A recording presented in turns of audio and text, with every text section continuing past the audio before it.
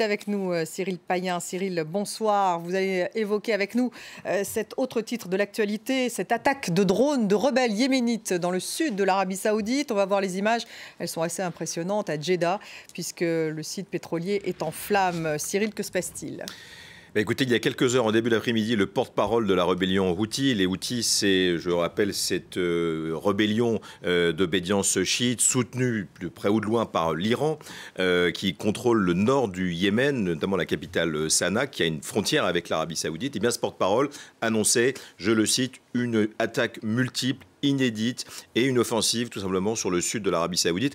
Alors là, les images qu'on voit sont effectivement impressionnantes, mais il faut imaginer que Sanaa, la capitale yéménite, c'est 1000 kilomètres qui la séparent de Jeddah, donc c'est effectivement très ambitieux comme logistiquement comme attaque. Et j'ajoute que ça tombe aussi à un moment très opportun pour cette opération de communication, de stratégie, je dirais, de la rébellion Houthi, c'est qu'il y a un Grand Prix de Formule 1 qui va se tenir à 15 km de là où vous voyez ces flammes. La piste de ce Grand Prix doit se tenir dimanche à Jeddah. Donc ça tombe assez mal pour des questions évidemment sécuritaires. Et ça tombe mal aussi à un moment où il y avait des pourparlers de médiation, de paix qui devaient se tenir à Riyad, qui avaient été rejetés par le camp Houthi.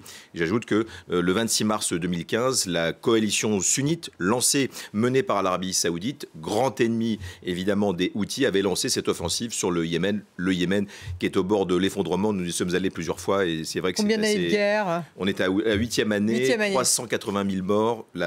Plus des 2 tiers sont des victimes collatérales, des enfants, des femmes et des hommes qui sont des civils et qui meurent de maladies qui n'existent plus ici. C'est un pays au bord de l'effondrement et je rappelle, c'était un des berceaux de la civilisation au Moyen-Orient qui est totalement effondré par cette guerre de procuration, cette guerre froide religieuse que se livre le camp sunnite et le camp chiite. Peut-être un tournant dans cette guerre, justement, des attaques plus frontales et plus massives en Arabie Saoudite. On a effectivement assisté en fin d'année à des combats très très violents avec énormément de morts, notamment dans la région de Marib.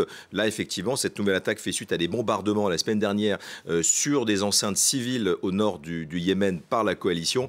Ça pourrait effectivement ressembler à une grosse offensive pour qu'il n'y ait enfin ni vainqueur ni vaincu, mais qu'on cesse cette guerre au Yémen, qui encore une fois est une guerre oubliée, lointaine, mais qui n'en finit pas et qui met complètement à genoux la population yéménite. Merci beaucoup Cyril. Vous avez passé effectivement beaucoup de temps au Yémen pour nous, pour France 24.